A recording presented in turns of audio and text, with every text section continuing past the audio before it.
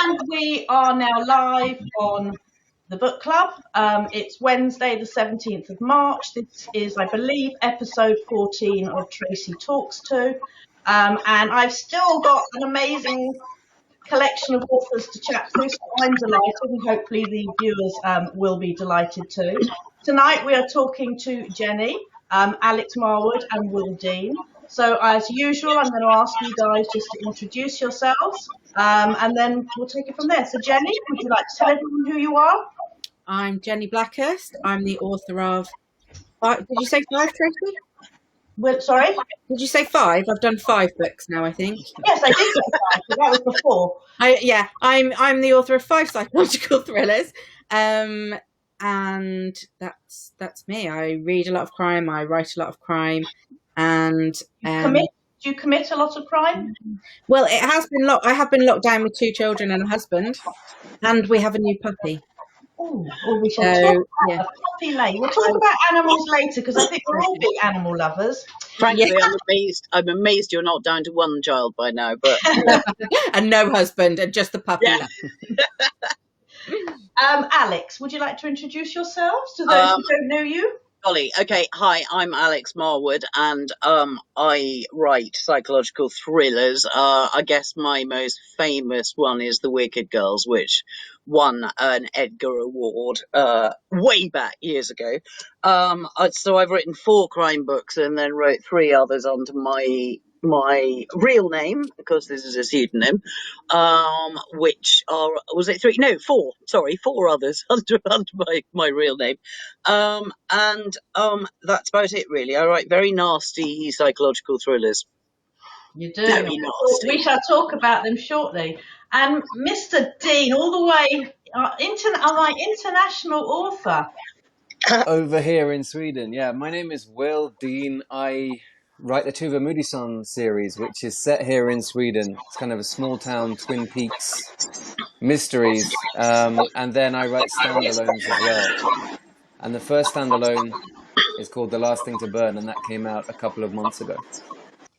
Lovely. Thank you.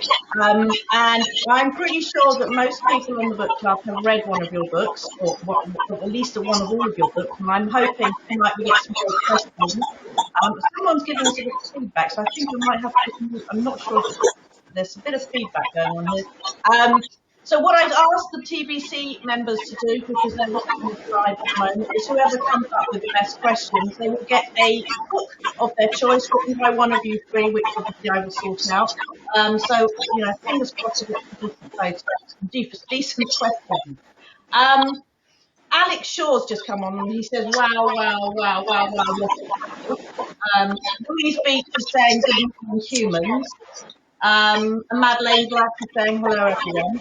So let's start with, now you're all authors of crime, domestic thrillers, psychological thrillers, and you all write with female characters, which is unusual for a man, I think, isn't it, Will? I'm just going to ask you very quickly, what made you decide to write as a female protagonist, not write as a female, write a female protagonist?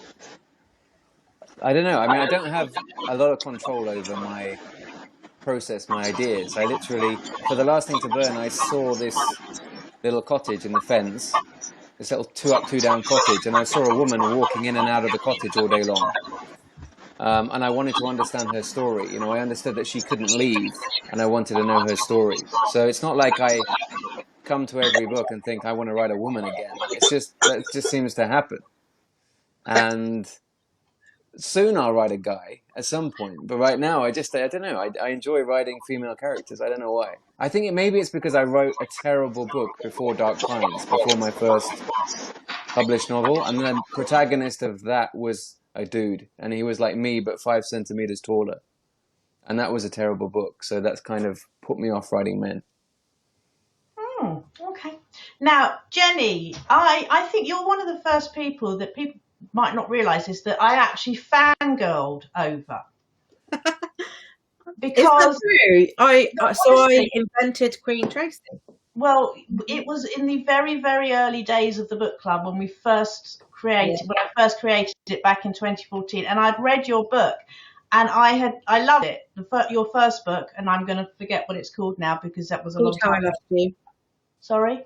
It's called How I Lost You. How I Lost You. And I absolutely loved this book, and I put it on the book club, and I was recommending it, and you commented, and I didn't even know you were part of the book club. And I remember I had my first, I was like, oh, fluttery, and I got, but I absolutely adored your first book, and the reason is, not only was it interesting, you have a very, very dark sense of humour, which was, yeah, that's was very evident in that particular book, and I absolutely loved it. And now you've gone to write. You're now on your 5th standalone psychological thriller. You can account. I keep being concerned about that. So I've got How I Lost You. Before I Let You In. The Foster Child. The Night She Died. And Someone Is Lying, which is just being rebranded as the house guest. That's 5 to me. I'm not sure you're. 5. Yeah. So I've just finished one. So I've written 6, but you won't know about that. Well, we can talk about number 6 afterwards. But okay, well, number 6 actually has got that dark sense of humour again in it, very evidently. My agent just sort of went, "Wow, you need to stop making so many jokes about murder." But it comes from a place where people who are in that scenario use that humour to get through, to get by, and it's explained in that way of like they wouldn't normally sort of make those jokes and say those things to normal people, but my main character is the daughter of a child killer, so she's sort of, her life has never been a normal life and she's never been allowed to be a normal person. Oh, now Alex, I'm having a bit of feedback with you. I'm having. Oh, right, that's why you keep muting me. Yeah, sorry, only because there's something. That's all right, darling. I can't think. I don't know what I'm doing to make it feedback. Okay. Don't worry. Now you've written 4 books, and I'm hoping you're about to tell me that you've written your 5th. Well, I have to deliver it on the 17th of April, and I think this is my definite. You're actually delivering it this time, bitch. Deadline.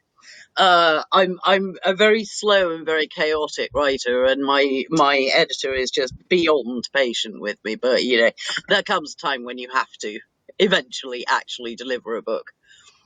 Now, the 4 you've read, the 4 you've written, I've obviously read. One of them actually almost killed me. If you remember, in Harrogate, I came up to tell you that I was driving up to Harrogate from London, and I was listening to The Killer Next Door.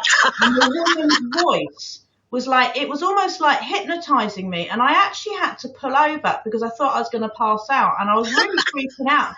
And I kept driving and feeling really ill and feeling awful. And then in the end, I rang my husband. I said, "You're going to have to come and get me." And he's like, "What are you doing?" I said, "I'm listening to the audio book." He went, "Turn it off, put the radio on."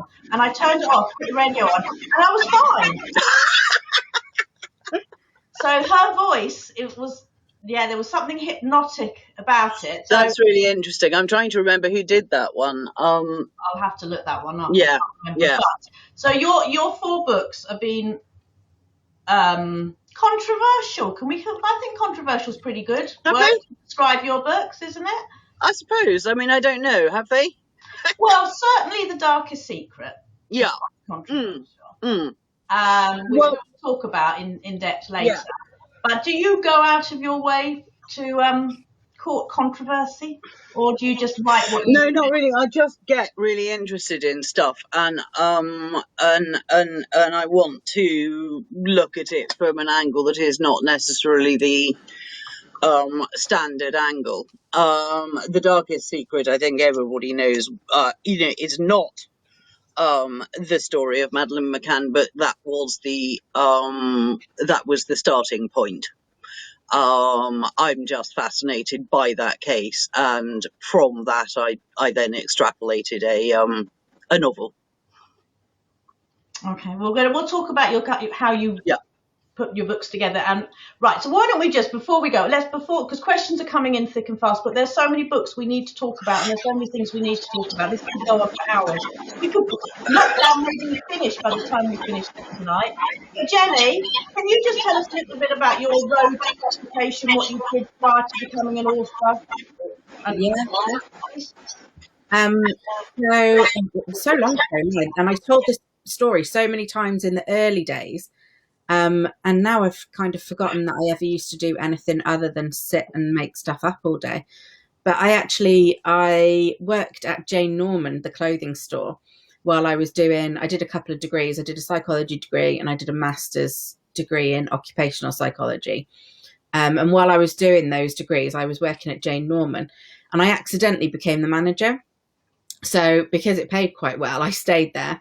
And then when I was and my eldest son now was 4 weeks old, and Jane Norman just went into administration, closed down completely, and I was made redundant.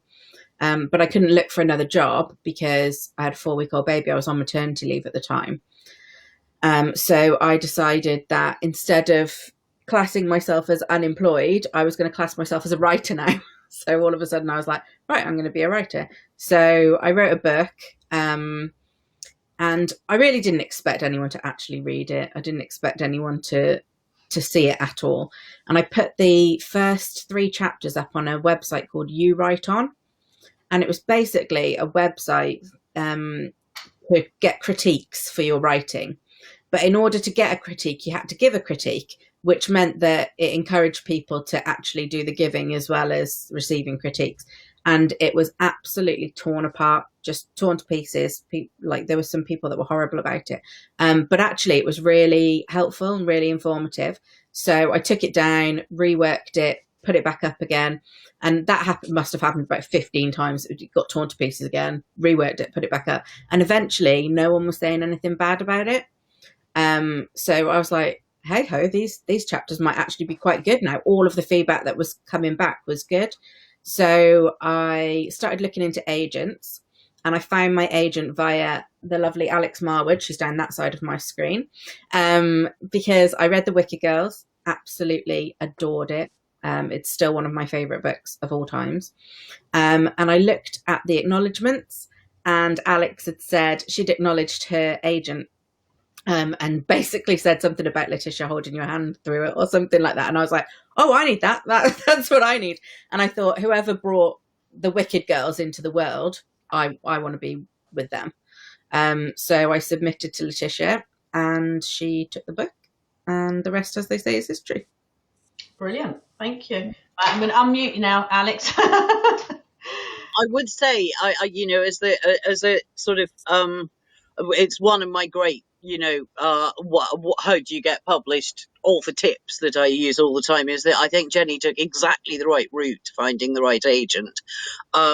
All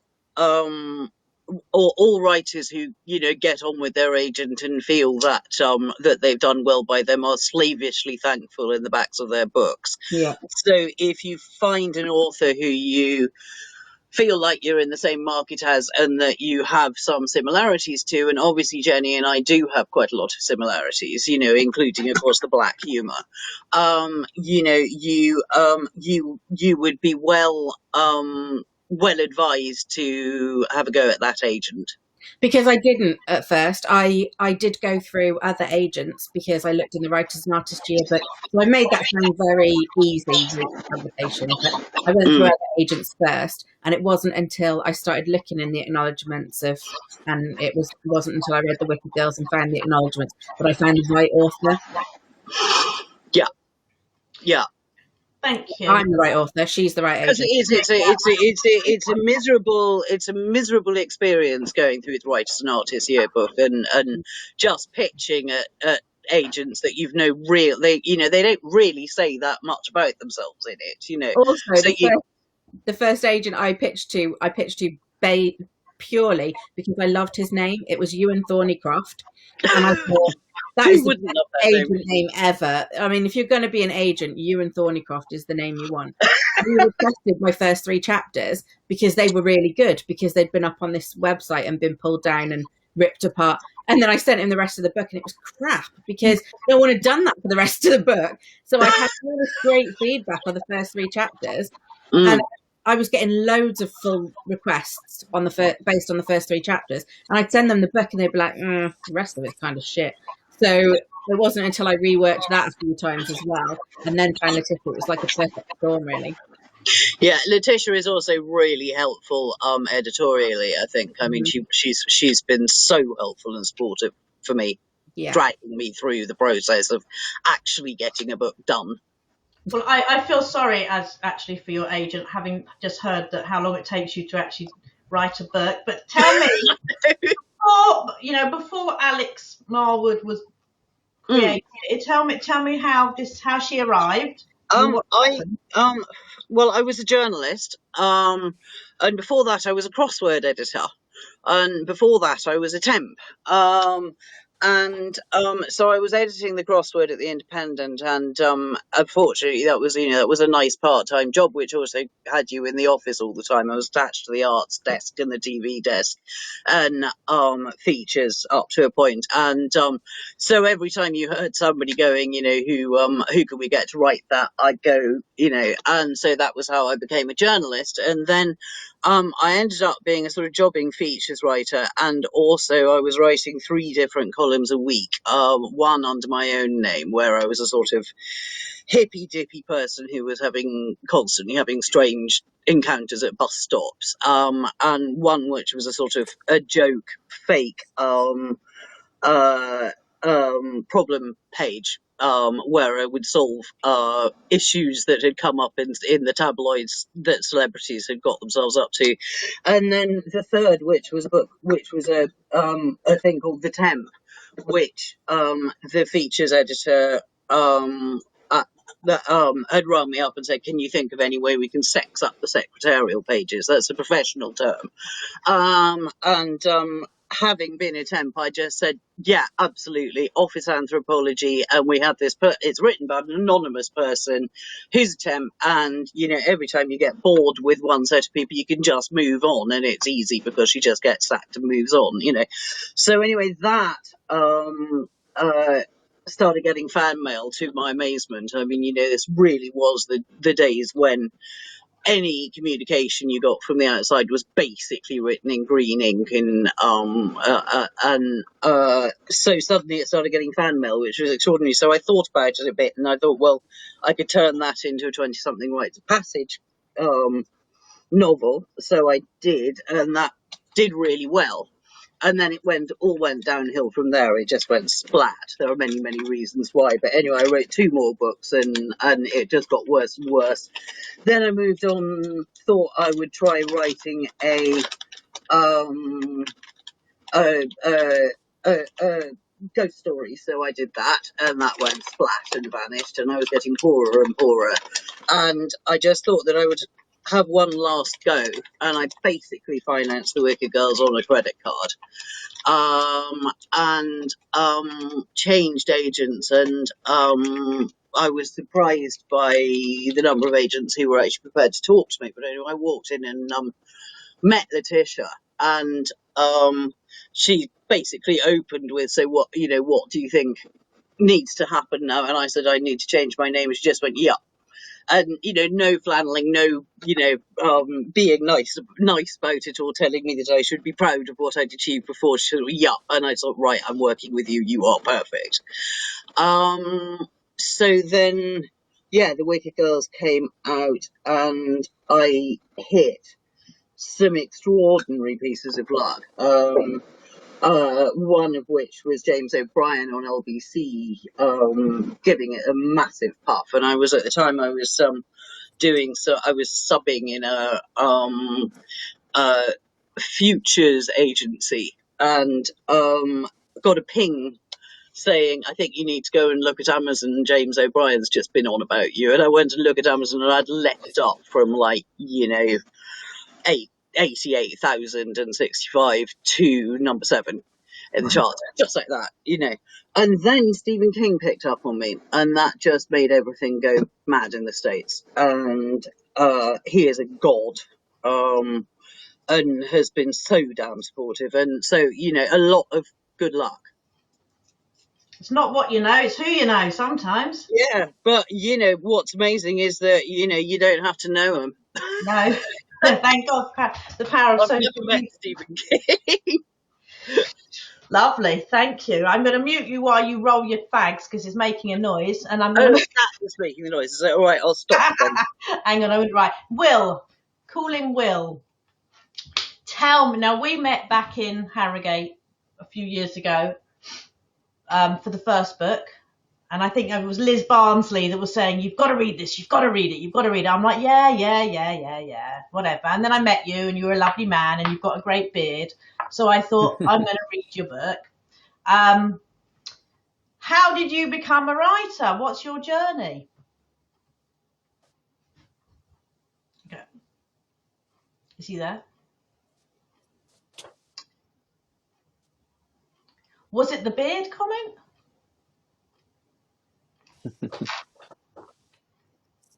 Can you hear me? Oh, Will, are you here? Thank goodness for Liz, huh? She's Oh, brilliant. yes. So I think my journey starts when I was say again. No, you're just cracking out. We're losing you. I can see. here. You're not moving. I can hear you, but Can we you hear can't. me?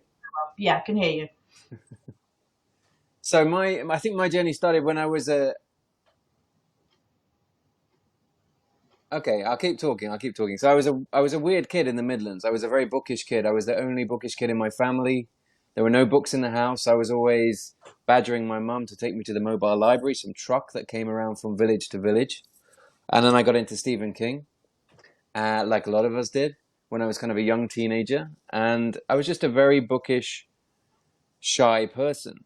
And then I studied, I managed to get out of the East Midlands, studied in London, studied law, and then I worked a lot of weird jobs. I worked construction on building sites. I worked in farms. I worked in restaurants and shops and pubs. I sold discount haircut coupons on the streets of London for 2 years, 7 days a week, commission only. So I did a lot of odd jobs. And then I worked in the city for a bit, for like 8 years, designing trading infrastructure. And then I moved to the forest in my 30s in Sweden, and I live kind of off-grid. And my journey to publication is just me trying to write and kind of failing and trying to write and just reading and reading and reading. And then finally, when I wrote Dark Pines, I sent that off to agents, and within like a week, I had multiple offers, which was just weird for me because that had never happened before. So I got on a Ryanair flight and flew to London, met with all of those agents. This is after years of rejections. And I had lunch with one and dinner with one and drinks with one and chose the one that I clicked with. And there's the one I clicked with is basically the one that I just chatted about our favorite books over lunch, which chatted Stephen King for 2 hours. Didn't really talk that much about the business. And she was just very straightforward, very straight talking, very cool Irish woman. I loved her. And she's been brilliant. And then we sold Dark Pines very quickly to One World, a indie publisher. And, it was a small thing, a small deal. And I didn't expect very much. I expected it to be just a very modest thing, and I would just build slowly over 20 years. And it went bananas, kind of as a word of mouth thing, maybe because of Liz and you, Tracy. I don't know. But it went, it was shortlisted for the National Book Awards, and Val McDermott picked it for her panel at Harrogate, and it was on Zoe Ball Book Club on TV, and all these things happened that I never expected. So like Alex was saying, there's a lot of luck. There's a lot of just like, you never know if those things are going to happen. And I was just really lucky that they happened. And we're really lucky that they happen because we get to read these amazing books. Now, I'm just going to have a flick through because I haven't looked, but we've got quite a few comments going on. So I'm just going to just read them through. Deirdre says, wow, Will Dean, you wrote my favourite book of the year. Love, love, love Last Thing to Burn. Phenomenal book. John Neal, The Last Thing to Burn is absolutely brilliant. Janet Priest agrees, but she's reading it now, doesn't want any spoilers. Gemma wants you to know that I think this should be the Will Dean show at the moment. Hold on. The Last Thing to Burn was mind-blowing. She finished it last week. She hasn't been able to read anything else since. She's got a book hangover. Right. So let's have a look. Louise Beach wants to know, what do you look for in the books you read? So I'm going to unmute you, Jenny. What do you look for in the books you read? Am I unmuted now? Yeah.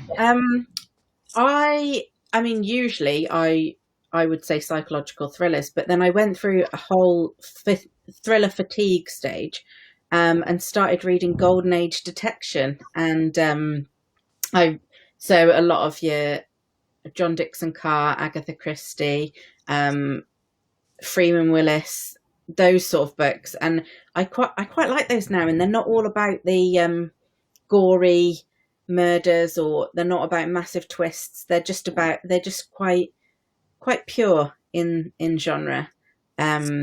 Sherlock Holmes, a lot of those aren't. There's not even a lot of murders in those. A lot of the times it's stolen jewels and things like that, and it all feels very innocent, if you can say murder and crime and death is innocent. But it just doesn't feel like it's going for the gory thrills or the didn't see that coming twist. It just feels very twee, maybe. But at the moment, that's what I'm really enjoying. Lovely. Alex, hold on, I'm on mute. I've Unmute me now. Yeah. What do you look for? Do you read much, but do you have time to read? I find it really difficult to read while I'm writing, so I have great big gaps where I haven't read anything, and a lot of the time, if I can read, I actually read a lot of non-fiction at the moment. So I've got a fantastic collection of biographies of serial killers and psychology, books about abnormal psychology, and but also history and politics and stuff, and it all sort of feeds into stuff. I have found lockdown has just been awful for reading fiction. I can barely stick with fiction. And I don't know why, but I think quite a lot of people have been having that problem. I guess it's that sort of sense of just being too shut indoors, and I don't know why non-fiction doesn't do that to me in the same way. But right, thank you, Will. I mean, I was the same as Alex. Like this time last year, I couldn't read, I couldn't write for quite a long time, and I turned to non-fiction for some comfort, and I reread a whole load of Bill Bryson books. Because it was just like that's what got me through the day and got me to sleep at night. But in terms of my general reading, like I read very widely. I read maybe a third crime thrillers, and I read a little bit of historical fiction. I read a lot of literary fiction. I read non-fiction and biographies. I read kind of every bit of everything, whatever takes my fancy. I try to read as many proofs as I can, but I only get to like 1 in 20 or something. I try and read debuts, especially because I think they're having such a hard time. This year, last year, I can't imagine what it's like being a debut at the moment, not being able to go to a bookshop, not being able to see your book in a bookshop for the first time. It's a big deal. So I'm trying to read those as much as I can. But like Alex, like I'm writing a first draft right now. I'm not reading anything because my brain isn't that good. Like I can't juggle all of those things. So I'm having a pause. I can't do it. I can do one thing at a time. Okay. Yeah. But what I really love in crime thrillers is tension. I'm not really about that much violence or gore. I just want tension. I want to feel on the edge of my seat. Definitely. Suzanne Griffin, she says the troll dolls in Dark Pines still give her the creeps. Okay, let's have a look. Right. Donna wants to know, do you ever write hidden secrets into your books? I'm like, I don't know what that would mean. Like, and would you, Jenny, would you ever read? You're unmuting yourself as I'm unmuting yourself, so we're going backwards and forwards. Right, I'm letting you do it now. Sorry, I was like, why isn't that working? Actually, it wasn't supposed to be a secret, but in The Night She Died, the plot not very closely, but in a lot of ways, mirrors Macbeth, which I don't think I've read one review, although I don't read them so much these days. But in the early days when it was first published, I did read reviews, and I didn't see one review that picked up on that. And I had a lot of scenes that sort of mirrored scenes from Macbeth. So, for example, I had a banquet scene. I had the scene with the banquet where where Macbeth sees Banquo, the ghost, and I had a scene where the family were at dinner, and the friend freaks out thinking she's seen her dead best friend in the doorway. I had the scene with the 3 witches. I had a lot of things that once you know they're there, you can pick them out quite easily. So they weren't supposed to be secrets, but I'm not sure anyone actually ever picked up on them, so they are secrets because only I know about them. Well, and the rest of us. Yeah, the whole book club. Have you ever hidden any secrets, Alex, in your books? No, but I have a horrible habit of what's the word, of predicting stuff that then happens in my own life. So, you know, I really, if I would never have started writing a book like The Darkest Secret that is all based around a father's funeral if I'd known my father was going to die halfway through my doing it. You know, and I had the mother or in The Killer Next Door, who had cardiac dementia, which was what my mum went down with a year later. So I'm a bit nervous of what the hell I put in my book. Nobody's joined a cult yet, have they, though? Oh God, there's a million bloody cultists out there. Come on, darling. Okay. And Will, have you ever written any hidden secrets? Well, they're not going to be secrets then if we tell everyone, though, are they? No, quite. Will? Oh, listen. Can you hear us? No. I tell you what, we'll move on for a minute. Right. Okay, well, I've got quite a few questions for Will, so let me know, just give me a hands up when you can hear me, and we can carry on. I'm sorry, hold on, I'm just looking at all these questions. There's quite a few questions, but I actually just want to talk about your books first. So, Jenny, so we've got How I Lost You, which is your first book. Will, let me know when you can hear us, and we'll I can hear you again. Sorry about that. That's okay. Very quickly, I just wanted to ask, this is a question about your current book, which is The Last Thing to Burn, which has had phenomenal response, reviews. It's just blown everybody away. We all talked about it on all of our greatest book lists. It's phenomenal. So we've got quite a bit of comments coming up. Deirdre wants to know, how extensive was your research on human trafficking for The Last Thing to Burn? What an awful thing to have to research. It was really harrowing to research that. I think I gave myself about 6 months back in 2016-17 to research it. Once I'd had the idea, before I wanted to write the first draft. So yeah, 6 months of solidly like reading NGO reports and listening to first-hand accounts and just trying to imagine as well, because I think research is really important, but also you kind of leveraging your imagination to fill in all the gaps and to empathize with the main character is also just as important. So yeah, I took about 6 months to do that. And another question for you. The monotony and the blandness of the food and the fens really gave a depth and greater significance to the horror beneath. This is Karen Roberts, by the way. She loved it, but she wants to know, do you like boil in the bag fish in parsley sauce, your eggs with runny yellows and sausage proper brown with no pale bits? I mean, sometimes, sometimes, I don't know. For me, that's the food of my childhood, is that kind of very simple, beige, carb heavy, cheap food. That's what I was brought up on. And I don't know, I've got mixed feelings about it. In a way, it's kind of comforting, that kind of food. But in another way, since writing this book, I probably can't ever eat those things again. You know, I get people writing me letters saying that I've ruined boiled in the bag cod, and I've ruined ham, egg and chips, and I've ruined Arctic roll forever. So, well, in fairness to them, if that was a highlight of their lives, they need to get out a bit more anyway. Thank you. Right, let's go back to Jenny. I'll take you off mute, Jen. Okay. So, How I Lost You was the first book. Mm-hmm. Can we tell everyone a little bit about it? I absolutely adored it when I read it back in 2014. I think I read it. That's a long time ago, isn't it?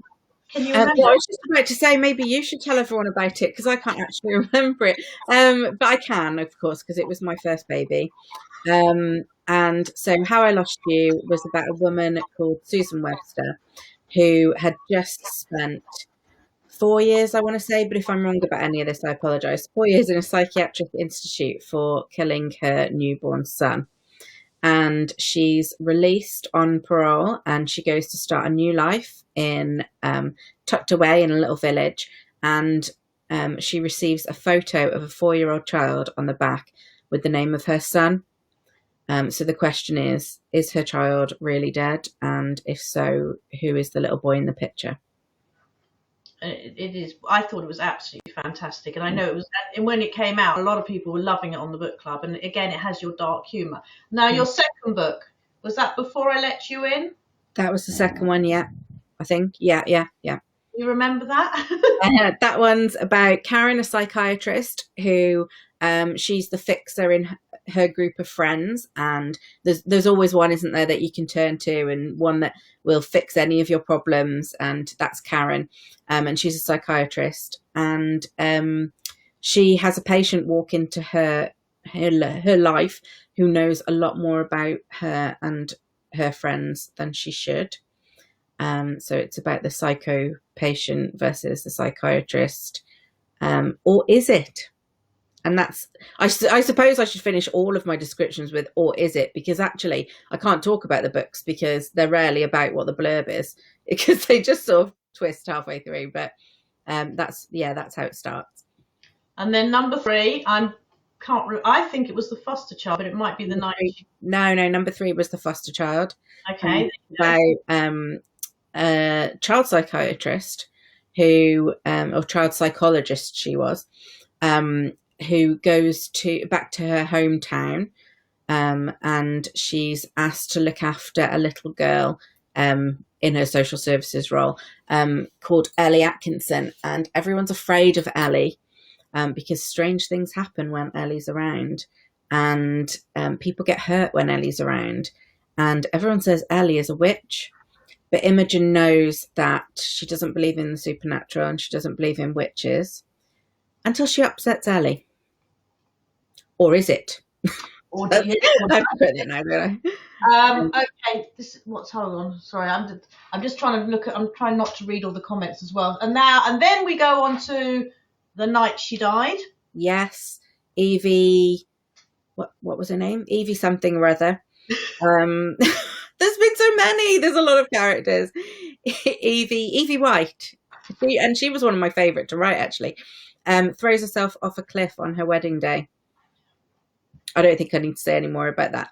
Why did she throw herself off a cliff on her wedding day? A very short book. Yeah. She was about to get married. On the first page.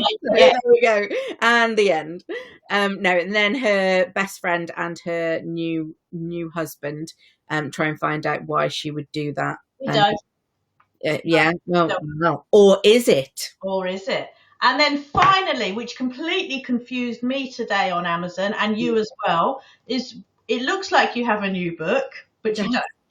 But we have a new cover and a new title, which us as readers love it when the publisher. I know. Yeah. Love springing, thinking, oh, good, we have a new book to buy and read, and then we find out it's the same bloody book with a different title. We, as readers, really appreciate that. And it's even better when the author. When I actually had to tell you today that. I knew it was happening. I should say that they weren't terrible enough to just change it. I did know it was going to happen, but I didn't know it happened yet. And I was sort of preparing, to let everyone on my Facebook page know and on my Twitter know, etc. And I find out actually that it's already there, and it's now called The Perfect Guests, right. And it was called.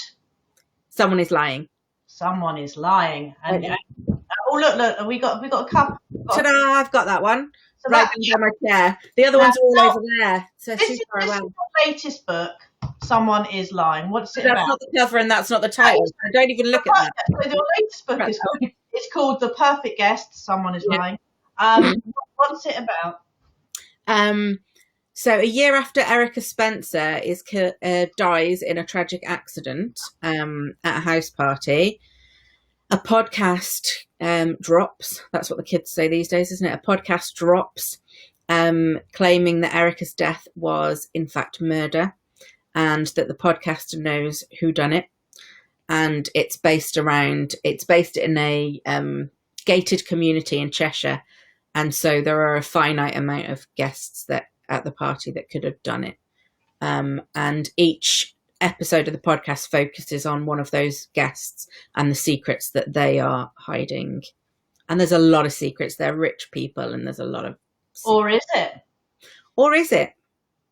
Well, I just would like to say to anyone that follows my blog and knows the kind of books I like and likes the books I like, then you will absolutely love all of those books. They're fantastic. I thoroughly recommend them. They're brilliant. Alex, let's talk about, you mentioned The Wicked Girls, which was book 1, which I loved and read 150 years ago, I think, so I can't quite remember the full details. So can you just tell everybody a little bit about that one? I'm going to take you off mute, which will help as well. There we go. That would work, yeah. Okay, so, thank you. Hello. Okay, so basically, when I was a youngish journalist, I we were all completely gobsmacked and riveted by the kidnapping and murder of James Bulger. And it's something that has always stayed on my mind. And really the primary thing that kept coming back to me about this case was, if you had done something like that when you were a child, how would you ever live with yourself? Would you ever recover?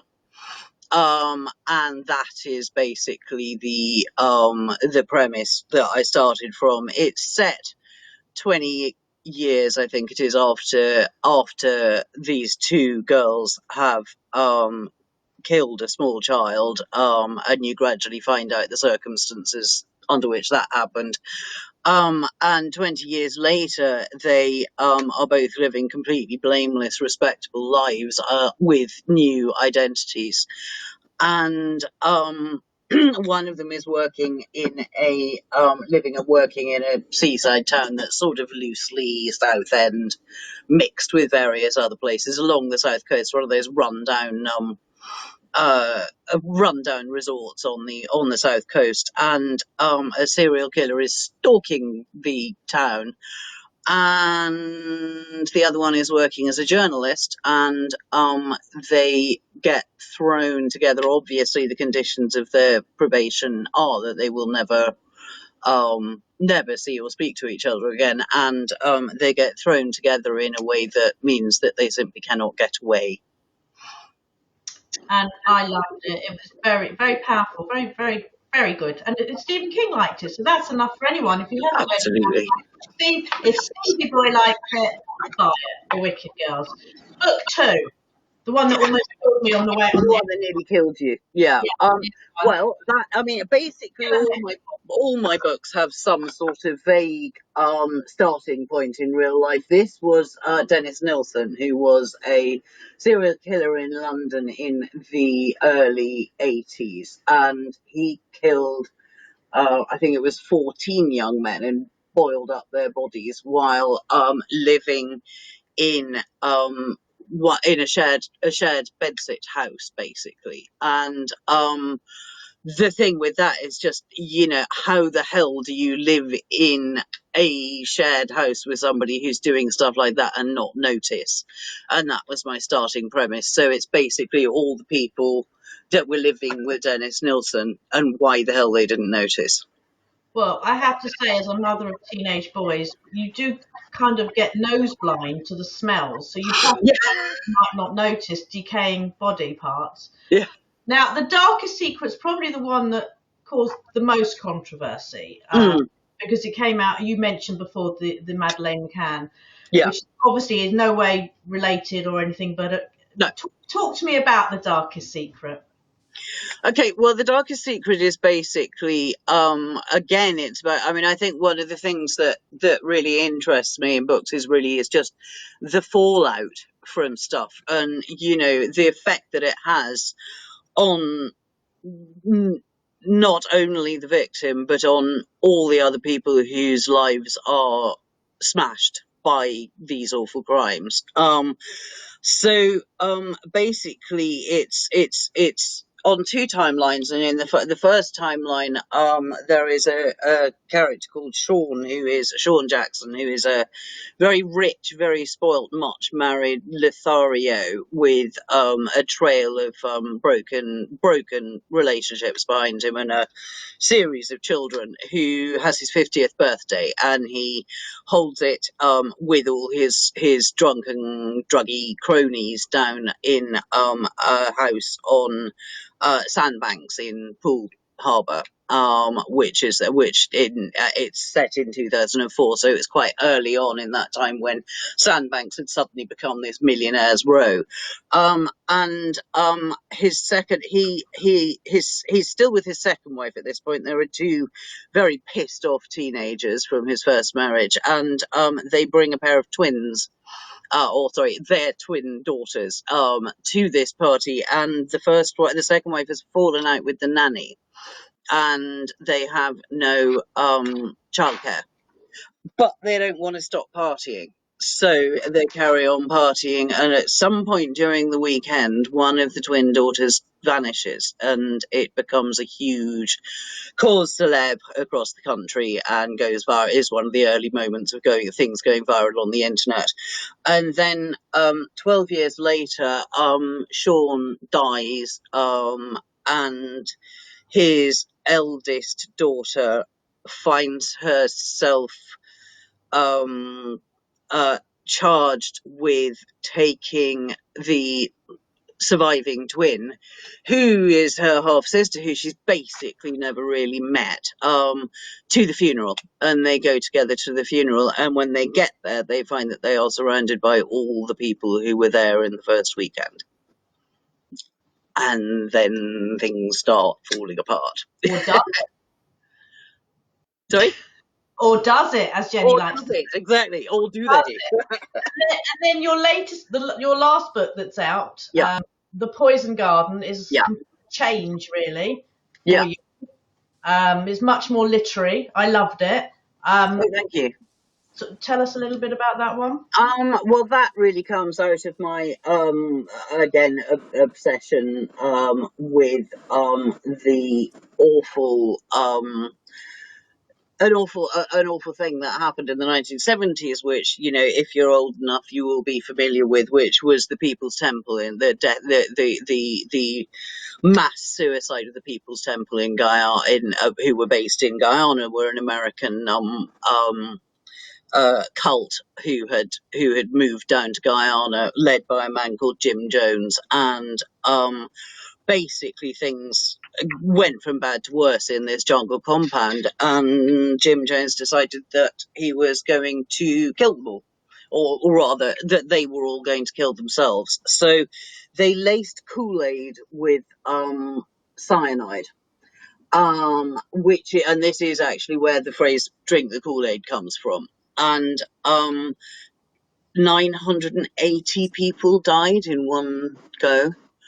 And it's the most horrendous thing. And, I have been fascinated by cults and how they can get this sort of such a grip on people that they will do literally anything, as long as their leaders tell them. And so, it's about, the central character is a girl called Romy, who is essentially the sole survivor of a mass cult suicide.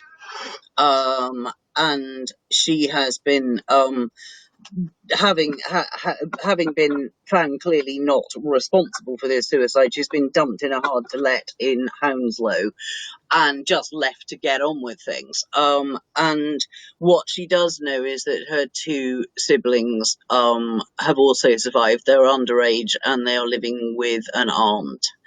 And it's her odyssey to try and find them and get them back. Only, of course, you do not know what her actual motives in wanting to do so are. Or are they? But thank you. And again, if anyone is interested, I totally recommend all 4 books. They're all can be read standalone. Well, no, they're not related, so you can read them in any order, and they're all beautifully written and fascinating. Right, Thank I'm you. going to pop you on hold. On hold? Please On hold. hold, yep. I'm going to pop you on mute, and we're going to pop over to Will. Will, are you here? Can you hear me? I can hear you perfectly. Oh, right. Well, before we start talking about Tuva, honestly, it's the Will Dean fan club over here. Let me just go back here. Hold on. Let's have a look. There must be something amazing in Swedish water because Will has the best hair I've seen since lockdown started. What book titles are in that pile behind you, Will? There is Pine by Francine Toon. There's a bunch of foreign editions of the Tuva books, like German and Polish and Czech. There's Common People by Kit de Wall.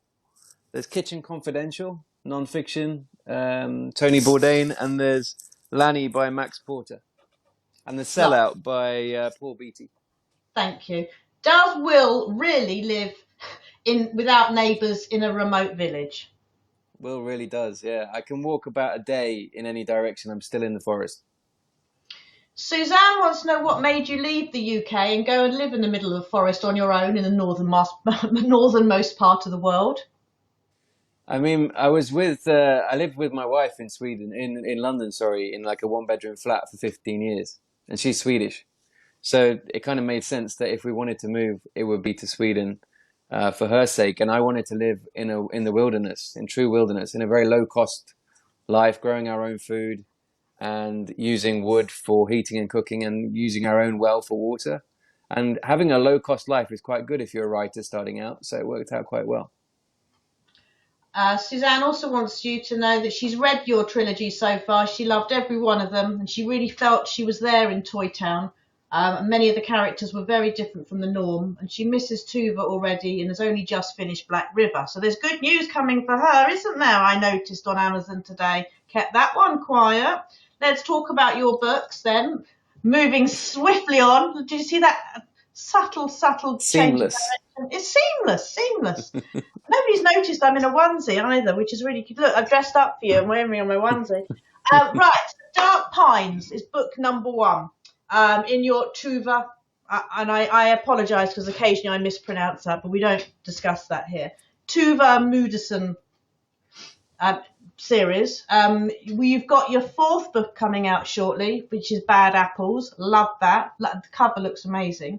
So you've got Dark Pines, followed by Red Snow, then you've got Black River, and then you've got Bad Apples. These are all the 4. So we don't need to go through each book, but it'd be lovely to know a little bit more about the character, where she came from, who she is, and what the readers can expect. Absolutely, yeah. So Tuva Moodyson is a young deaf journalist. She wears hearing aids. She's bisexual. She's a journalist who works as the only full-time reporter in a small newspaper in a little fictional town in central Sweden called Gavrik. And it's the kind of town where there's one bar, one hot dog stall, and one hotel. And everybody knows each other. And it's got that Twin Peaks, Castle Rock, Stephen King vibe going on. There's a lot of eccentric characters. There's a lot of secrets and grudges and darkness. But in contrast to the standalones, there's also a lot of friendship and humor in the Tuva books. So it's a world that I really love to revisit, once a year when I write a first draft. And I kind of walk those streets in my head. And I understand Tuva's relationship with different shopkeepers and somebody who works in the supermarket and these kind of people, and the local police station, which is 2 cops, and they were both fairly useless. And I don't know, I just love that kind of northern exposure type vibe where there's a slow pace of life. Everybody queues up together in the supermarket, on a Friday. So like if she's written an article about somebody, she has to queue up behind them in the supermarket. So there's that constant conflict. And also with the Tuva books, Dark Pines is set in October, so it's hunting season. It's very wet. Red Snow is set in February, so it's minus 25, minus 30. The actual weather is kind of a threat to everyone's existence. Black River set in midsummer, where it doesn't get dark. So the weather and the seasons are a character of those books as well. And yeah, I love writing them. They're a lot of fun to write. So Bad Apples is out is it July, did I see? That's out in October, over Halloween. It's a Halloweeny book. Okay, and I'm hoping that you've obviously committing to writing lots more for this season, for this series? I'm writing lots more Tuva books. Lionsgate want lots more. They've optioned the series, and they're also, you had a question about the little creepy wood carved trolls earlier, and that's a big issue for Lionsgate, is how they create those, and how, because they're made of like human tissue and human toenails, and how to create those so that they are creepy. I am pretty sure, reading some of these comments here, that some of our members will be happy to donate their hair, pubic hair, and their toenails. And okay, that's too creepy, Tracy. Well, you haven't met the members. So then you decided, for whatever reason, and we thank you for The Last Thing to Burn, a standalone book which is outstanding and should win every possible award, and everybody should read it. It's outstanding. What made you decide to do a standalone, as you were obviously enjoying the success and enjoying Tuva? Why did you step away? And we're glad you did, though. Thank you. I didn't really, because I had the idea 2016 before Dark Pines was out, before it was published. And then I wrote the first draft 2017 before Dark Pines was published. So it's been my little secret side project. And it's taken like 5 years to get from the idea to publication. And I worked on it, when I had a spare weekend, when I wasn't working on the Tuva books. I just was squirreling away on this very intense little short book, The Last Thing to Burn. And now I've just got a whole new joy for writing standalones in addition to the Tuva books, and I find they're a nice kind of palate cleanser to each other. I write a Tuva book, and that's a lot of dark humor and small town mystery, and then I want to write something more high concept and more wild and more extreme. I write a standalone, and then I go back and forth, and it's a nice rhythm for me. It works. Well, it certainly works for us as readers, so we thank you. It's a great question here, and this relates to all of you, so we'll start with Will, because he's the only one unmuted at the moment. If Netflix or Lionsgate or whoever is to commission one of your books, which one do you think they should choose, and who would you want to play the lead character? So Jenny and Alex, start thinking. Will, if Tuva becomes real, who do you, in your head, do you think? Honestly, I don't know. Like, they've asked me this question, who do I want cast as Tuva? And honestly, I don't really know what she looks like, because I see the world, I write in first person, so I see the world through her eyes. I've got a very vague idea of what she looks like, so I don't really care. Just someone who is very, who fits the role, who's passionate about that kind of small town life, and who is deaf. I'd love a deaf actress to play Tuva. That's quite important to me.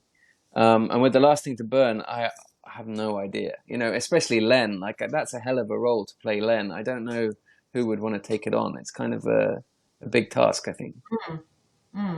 Okay, Alex, I'm just unmuting you now. Hold on. Which of your books do you think would work well? Well, I'm obviously going to say The Darkest Secret, because I have in fact just been adapting it on spec with a writer director in the States, and it's just about to go out and do the rounds of being sold. So that's been absolutely amazing experience. I have absolutely loved every second of it. It's been fantastic. It's such a different skill and different everything really. I've just loved every minute of it, and I've really loved working with another person. Actually, it's just been fantastic. So that's the one that I would like. And the person I would really like to play Sean is Sean Pertwee, and not just because he's got the same first name. He's such a sexy man, and Sean needs to be sexy, and I think Sean Pertwee is a brilliant actor as well, and would just do the sort of combination of sexy and a pompous git really well. Lovely. Jenny, which of yours do you think? If you want me, thank you. Sorry.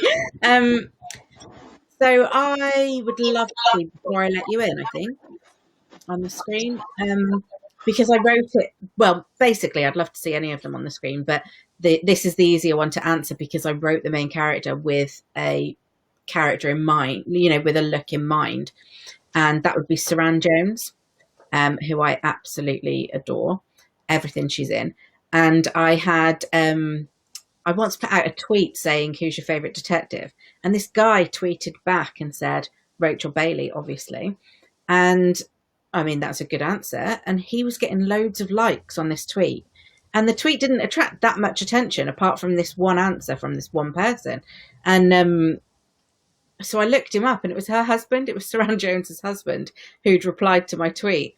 And I was like, oh my God, I absolutely love Scott and Bailey.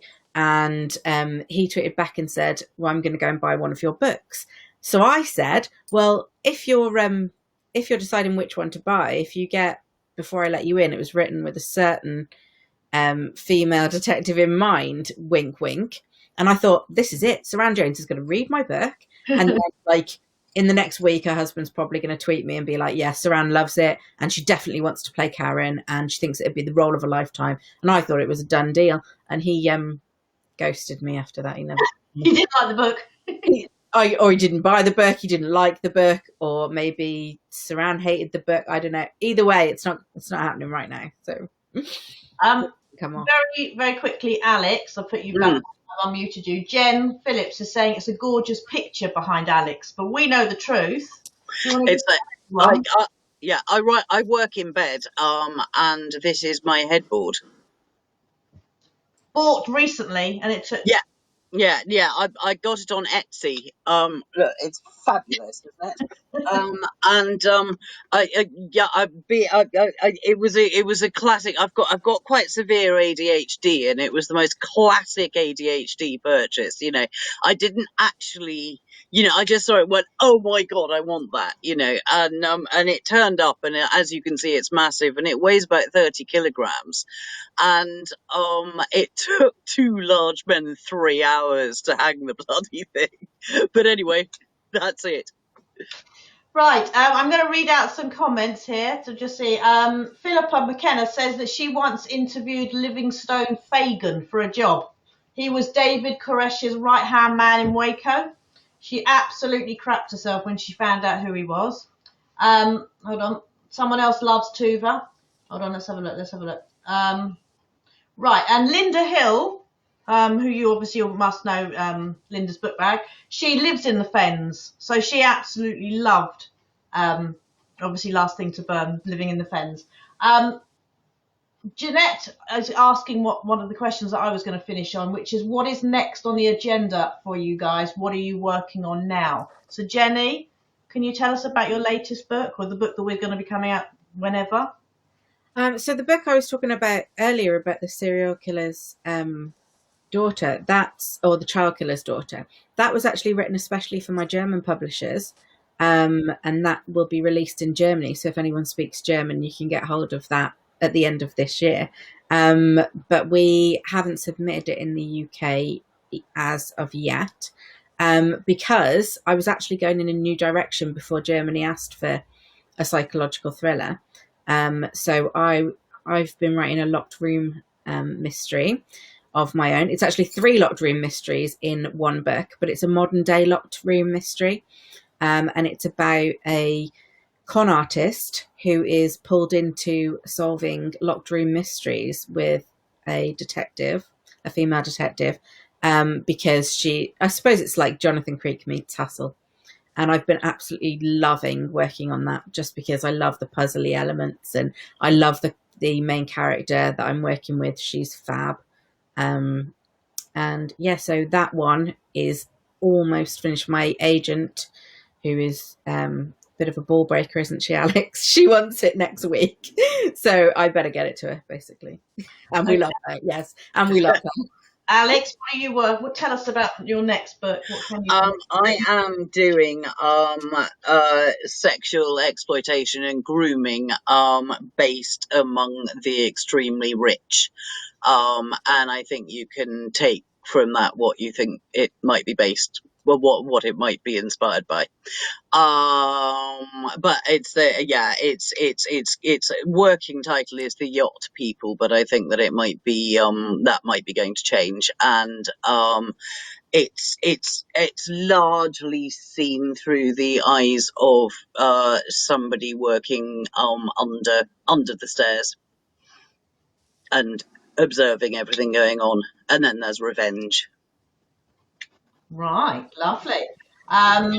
Will, I mean, obviously we've got the latest two. Tell us, have we got another standalone that we can talk about yet or not? I have, yeah. It'll be out early next year. It's a pretty extreme book. Again, it's set in New York largely, and it's about sibling relationships and revenge. Okay. Da, da, I da. can't hear you anymore. Oh, can you hear me? Oh, hang on. Can you hear me I now? can't hear you. Can anyone hear me? I can hear. can. I can hear you, Jenny. Okay. That sounds interesting. We look forward to it. So we've heard it here first. Hopefully. Hopefully. I'm going to read a few comments and then I'm going to let you lovely guys go because it's late. I'm in my onesies ready for bed. Will, whose debut novel would you recommend? As obviously you mentioned before that you like to support the debut authors.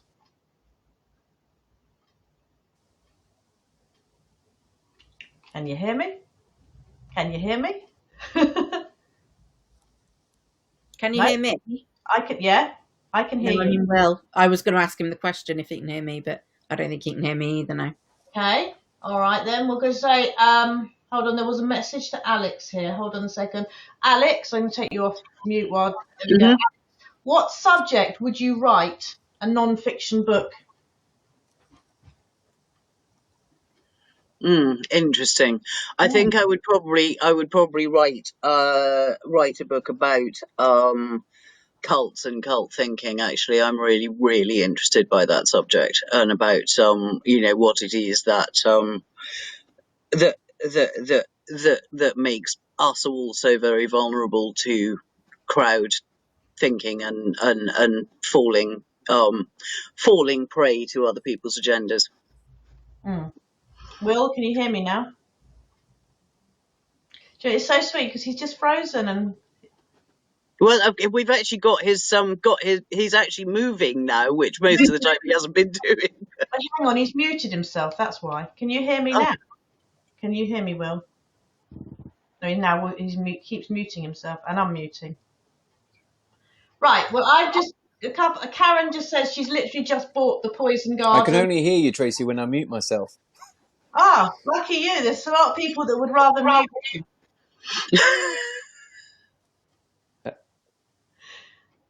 Okay, I'll tell you what, I'm going to say just that Alex, so someone just bought the Poison Garden and thank you.